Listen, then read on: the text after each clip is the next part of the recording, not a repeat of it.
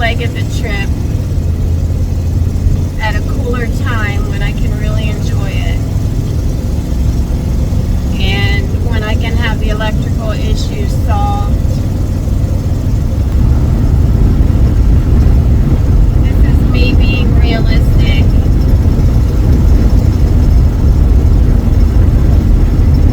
And if I'm going to make this kind of trip, I deserve to do it in a way where I will get the most out of it and truly enjoy it.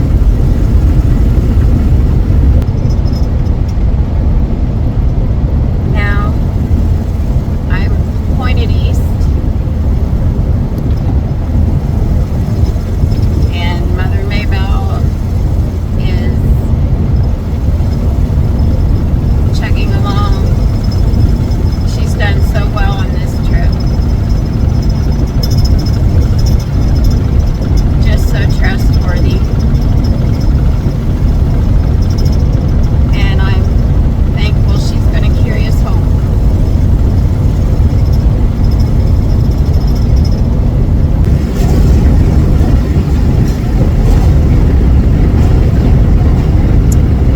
This is hard. This is hard. It's very easy for me to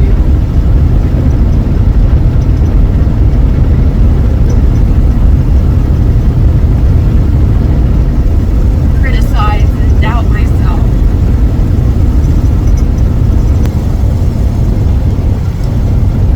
Not a fun place to be, but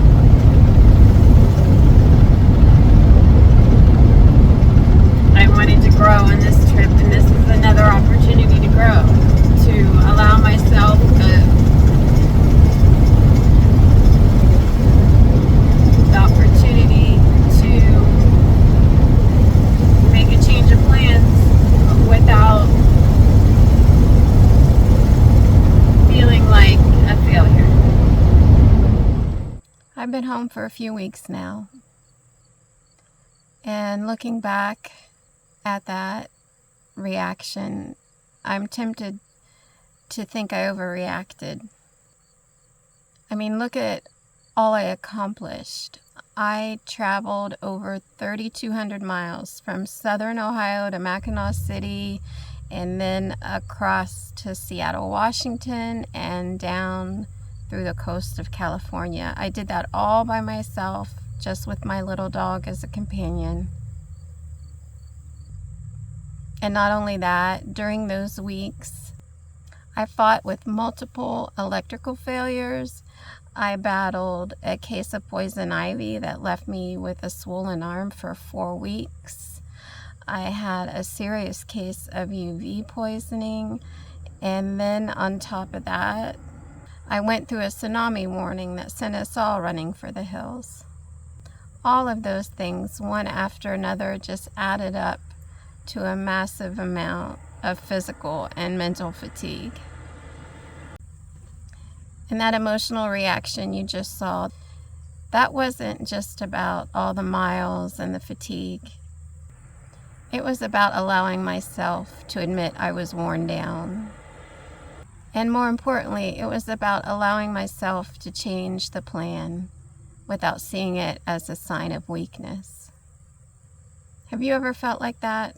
The pressure to push through, to prove our strength just by gritting our teeth.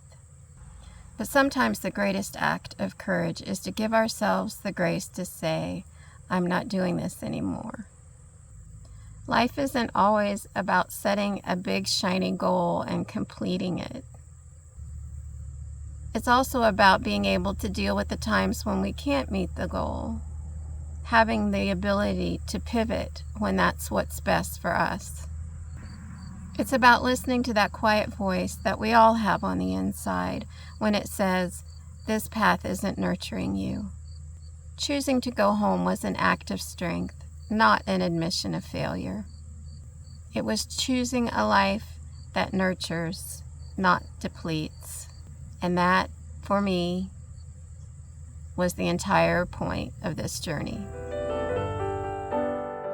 This is the map I've been embroidering with my route as I go along. I'll frame it and hang it as a memory of how far I've traveled, but now it's time to add the route home. I didn't capture much on film. For 3 days, my only purpose was the road ahead.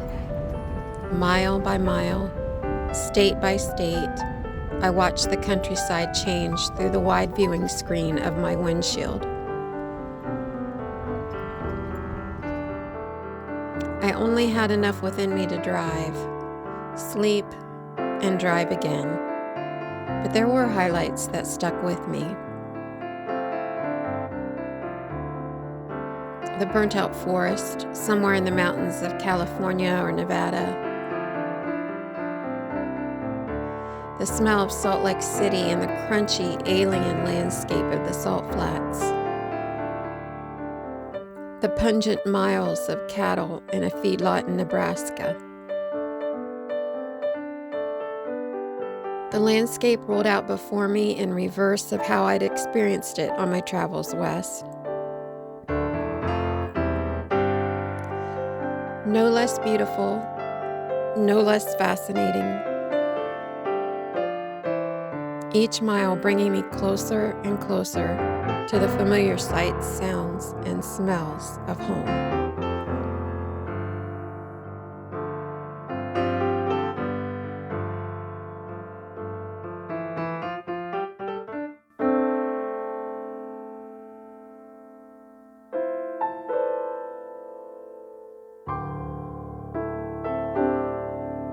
I did that.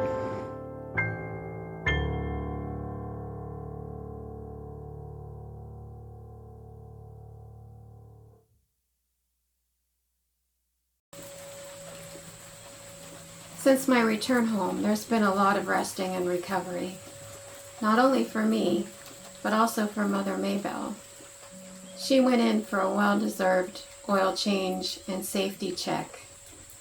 We'll need to replace brakes before we take another long trip, and I'll also need the issues with the air conditioning diagnosed just to make sure that it's not affecting the heat before we go into cold weather. I'm hoping it's not, so that repair can be pushed off until spring and I'll have time to save up the funds needed. I've also been doing a lot of research on how to hook in my new power station to my current setup. Once again, half my van is torn apart while I attempt to tackle this. I'm right in the thick of it, so stay tuned for a future video where I'll share the outcome. In addition to my electrical system, I also plan to release a long-form film compiling all of my cross-country trip into 1 hour-long or more video.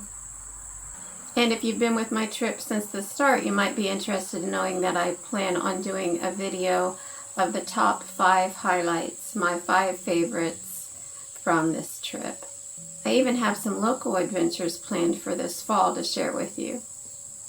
You might be wondering if I have any future plans for another big trip.